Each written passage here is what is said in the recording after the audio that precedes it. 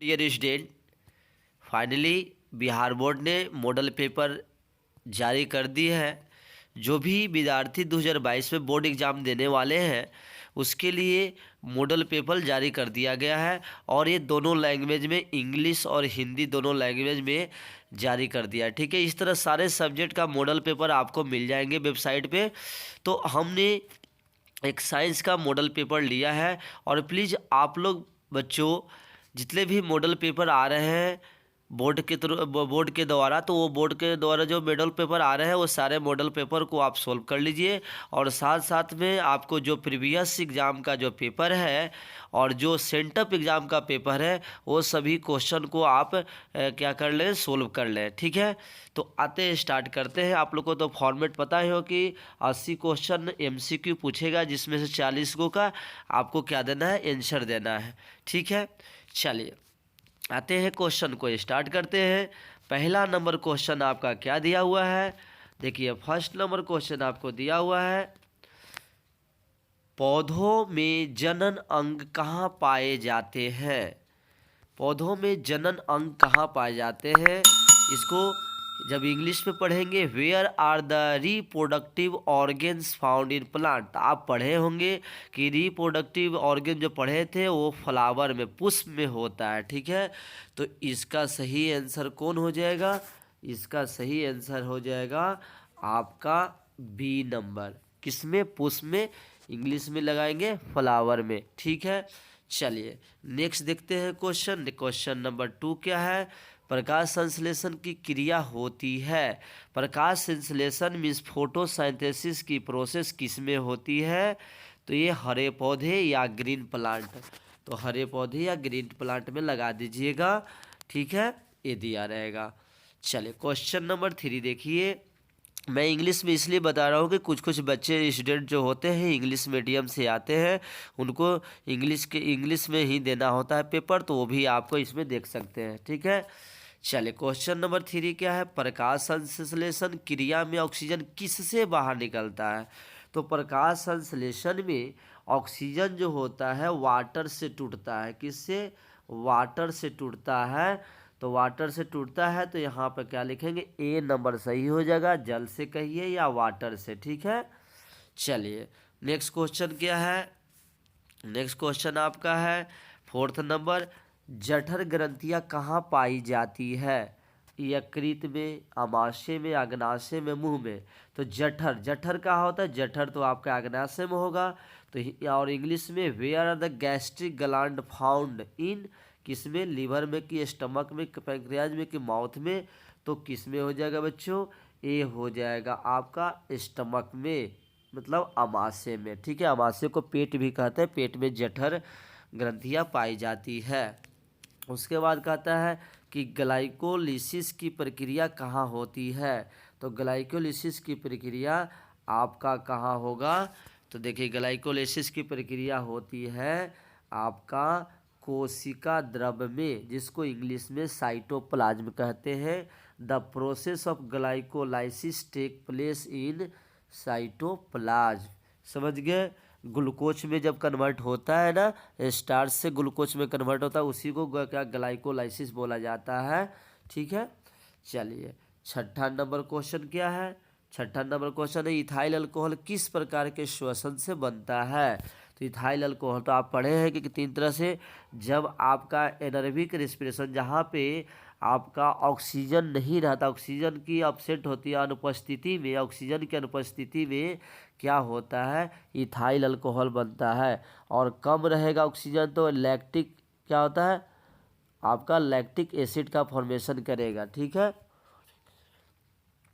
तो इसमें आपका कौन सा आंसर हो गया, इसका आपका सही आंसर हो गया एनारोबिक या अवायवी, जहाँ मतलब कि ऑक्सीजन की मात्रा नहीं रहती, ऑक्सीजन पूरी तरह से गायब होती है।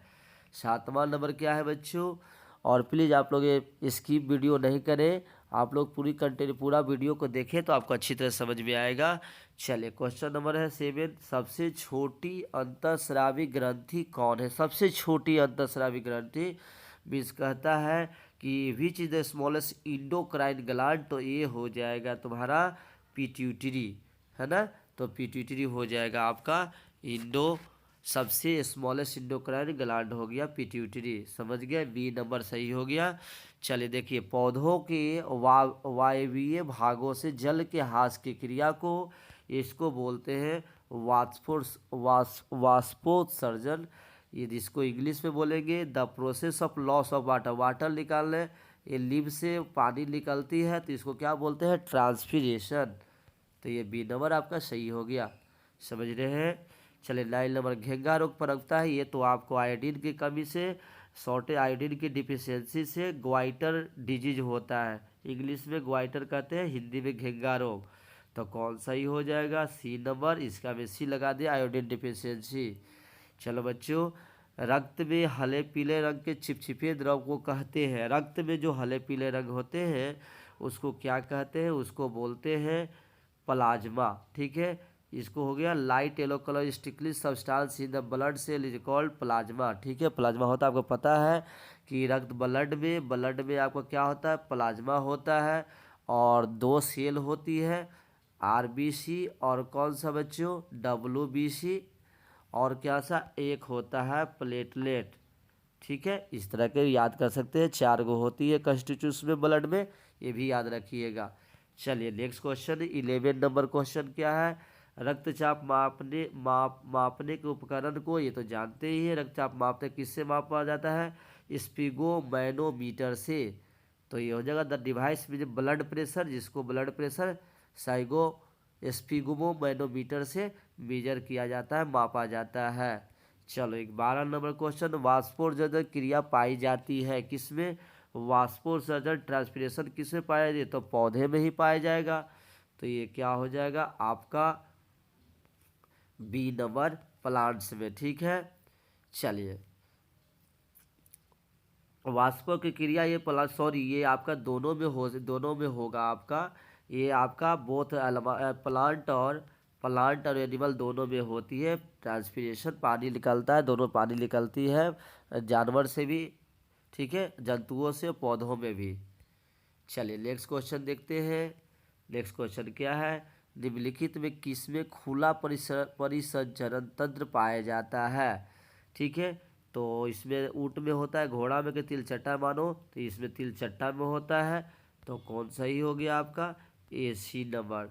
Open circulatory system is found in which of the, तो ये हो जाएगा ओपन सर्कुलेटरी सिस्टम कॉकरोच में पाया जाता है। समझ रहे हैं। चलो रक्त क्या है, पढ़े हैं, रक्त क्या है, व्हाट इज द ब्लड। तो रक्त एक क्या होता है, टिश्यू होता है, ऊतक। ठीक है, सेयोंजी ऊतक पढ़े हैं ना आप लोग सेयोंजी ऊतक। ठीक है, सेयोंजी ऊतक होता है, और इंग्लिश में बोलते हैं कनेक्टिव टिश्यू। तो ये आपका हो गया 14 का बी। चलो 15 नंबर क्वेश्चन क्या हो जाएगा बच्चों, मूत्र का पीला रंग किस वर्ण के कारण होता है, तो मूत्र का पीला रंग विच पिगमेंट का हो जाए, येलो क्लोरोफिन, तो ये हो जाएगा यूरोक्रोम। कौन हो जाएगा बच्चों, यूरोक्रोम, यूरोक्रोम।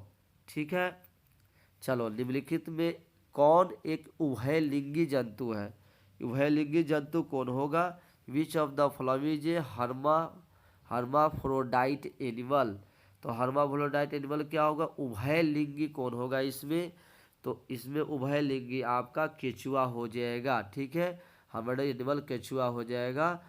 समझ गए, अर्थवॉर्म, क्या बोलेंगे, अर्थवॉर्म। चलिए यूरिया रक्त में कहाँ से प्रवेश करती है, तो urea, where does urea enter the blood from, where does urea enter the blood, urea रक्त में कहाँ से प्रवेश करती है, तो ये करती है यकृत से, या बोल सकते हैं लीवर से। समझ गए। चलिए जो आवर्धन प्रदर्शित करने वाला रसायन, it is a bio chemical showing biomagnification, मतलब डीडीटी होता है। तो डीडीटी, तो कौन सा लगाएंगे, डीडीटी। ये आपका फसल को बढ़ाने के काम आती है। चलिए निम्नलिखित में से कौन एक प्राथमिक उपभोक्ता है, which of the following the primary consumer, तो प्राइमरी उपभोक्ता कौन हो जाएगा, तो देखिए आपको यहाँ से कौन हो जाएगा, प्राइमरी उपभोक्ता हो जाएगा आपका शाकाहारी की मांसाहारी की सर्वाहारी। ठीक है, तो आपका इसमें से कौन सा हो जाएगा, डिकम्पोजर की हार्बीवोरस की कार्निवोरस की ओमनिवोरस। तो प्राइमरी उपभोक्ता हो जाएगा वो आपका कौन शाकाहारी हर्बीवोरस। ठीक है, चलिए 20 नंबर क्वेश्चन देखते हैं। निम्नलिखित में कौन एक भूमिगत जल का उदाहरण है? तो भूमिगत जल का उदाहरण कौन हो सकता है? समुद्र नहीं है, नदी नहीं है, तालाब नहीं है। विच ऑफ द फॉलोइंग, ये देखना अंडरग्राउंड वाटर। अंडरग्राउंड किस में आता है? कुआं या वेल कह सकते हो। ठीक है बच्चों, चलिए प्राकृतिक चुनाव द्वारा जीवों का विकास कहलाता है, तो ये क्या कहलाता है? The development of organism by natural selection is called Darwinism. डार्विनवाद कहा जाता है, तो इसको कौन सा हो जाएगा आपका? ये डार्विनवाद, डार्विनिज्म हो जाएगा। चलिए हरे पौधे होते हैं। हरे पौधे तो आप जानते हैं कि क्या होता है? प्रोड्यूसर। क्या होता है? प्रोड्यूसर या उत्पादक। सी नंबर आपका सही हो गया। चलिए 22 नंबर अंडोत्सर्ग। अंडोत उत्सर्ग का कारण है एलएच, एस्ट्रोजोन, एफएससी, इनमें से कोई नहीं। काउजेज ऑफ ओवुलेशन इज एस्ट्रोजोन होता है। एस्ट्रोजोन, यहाँ से बी नंबर आपका सही हो गया, एस्ट्रोजोन। चलिए नेक्स्ट क्वेश्चन क्या है? लैंगरहैंस की दीपिकाएँ कहाँ पाई जाती है? तो लैंगरहैंस की दीपिकाएँ where the isolates of Langerhans found in, तो ये पैंक्रियाज में होता है, जिसको हिंदी में अग्नाशय में कहते हैं। ठीक है, आइए थायरॉक्सिन हार्मोन के संश्लेषण में निम्नलिखित में किसका होना आवश्यक है? तो थायरॉक्सिन हार्मोन संश्लेषण में आयोडीन का होना जरूरी होता है। दैट इज हिंदी इंग्लिश में क्या है? Which of the following necessary in the synthesis of thyroxine hormone, तो ये हो गया आयोडीन। चलिए निशल कणिकाएँ कहाँ पाई जाती है? निशल्स ग्रेनुल आर फाउंड, तो ये होता है न्यूरॉन में। किसमें? न्यूरॉन में। तो ये आपका निशल ग्रेनुलस फाउंड इन किसमें? न्यूरॉन में करेंगे। समझ गए? चलिए उसके बाद है मानव मस्तिष्क का वजन होता है। तो मानव मस्तिष्क का वजन करीब करीब ये आपका कितना 1400 ग्राम होता है अप्रॉक्स। तो ये हो गया 1.2 से 1.4 केजी होगा। C number the weight of human brain होता है 1.2 से 1.4 केजी। चलो निकट दृष्टि दोष अथवा दूर दृष्टि दोष के निवारण हेतु प्रयुक्त लेंस द्वारा बना प्रतिबिंब होता है। तो कैसा होता है? निकट दृष्टि दोष तथा दूर दृष्टि में निवारण प्रयुक्त लेंस द्वारा बना प्रतिबिंब, the image form by remedial lens is short sided of, क्या होता है? वो हमेशा आपका रियल और उल्टा होता है।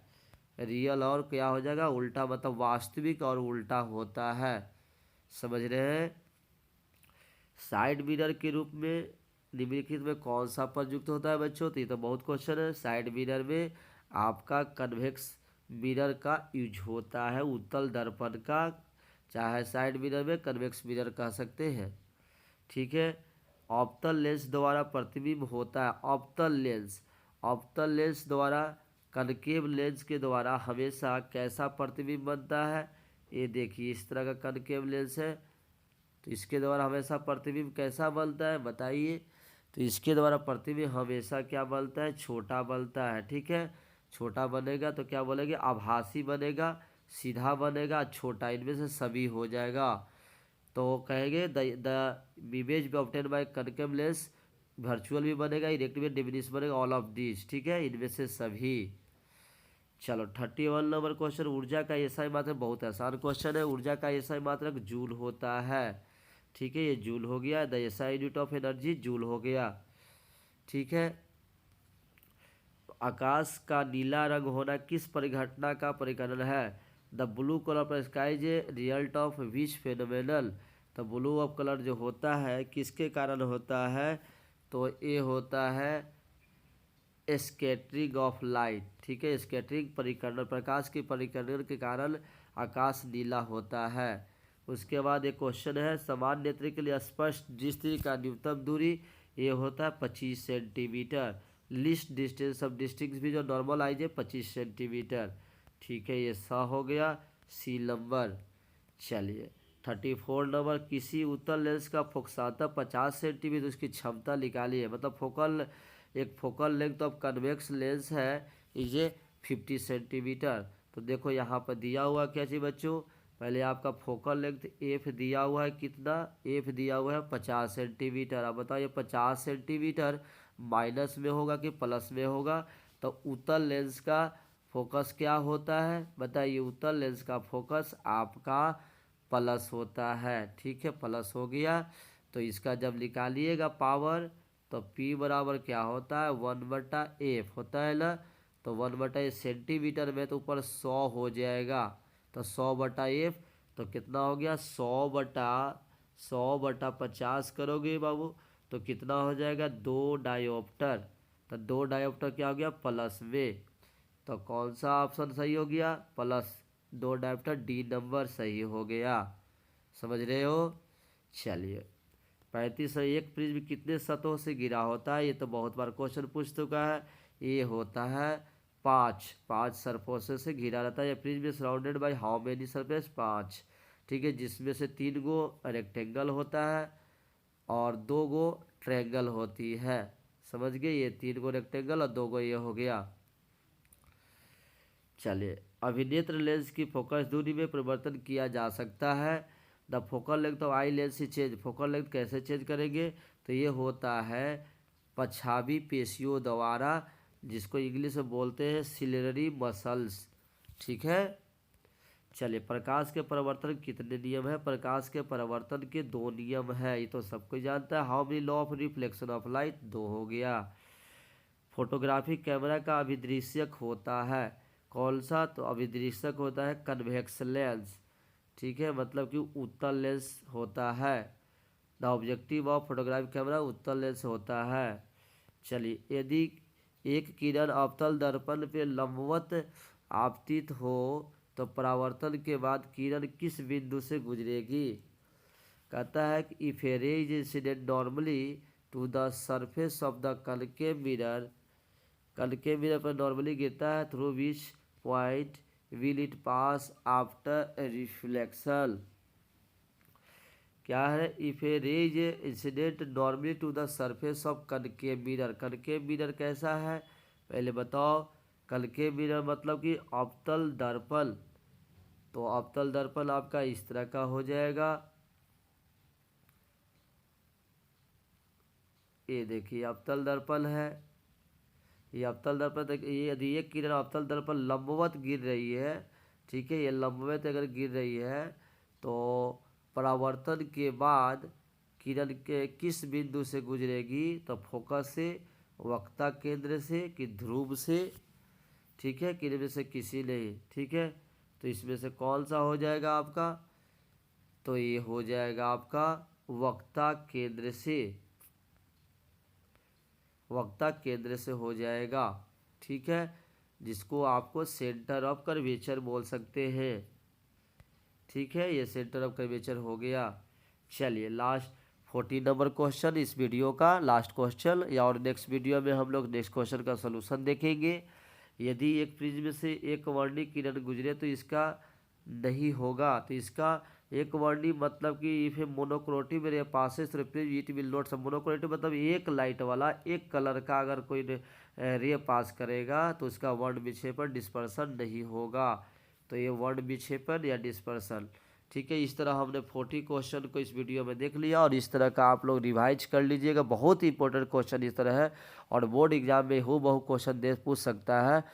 तो ये वीडियो आप लोग को बेनिफिशियल लगा होगा, आप लोग को फ़ायदा दिया होगा, तो हमारे चैनल को बच्चों लाइक और सब्सक्राइब कर दिया, इसीलिए जुटे रहिए और आप लोग क्वेश्चन पूछिए और हम आप लोग के बोर्ड की तैयारी इसी तरह कराएंगे। और भी हमारे वीडियो में आपको मैथ का भी मॉडल पेपर मिलेंगे, तो उसको भी आप लोग देखिएगा। धन्यवाद।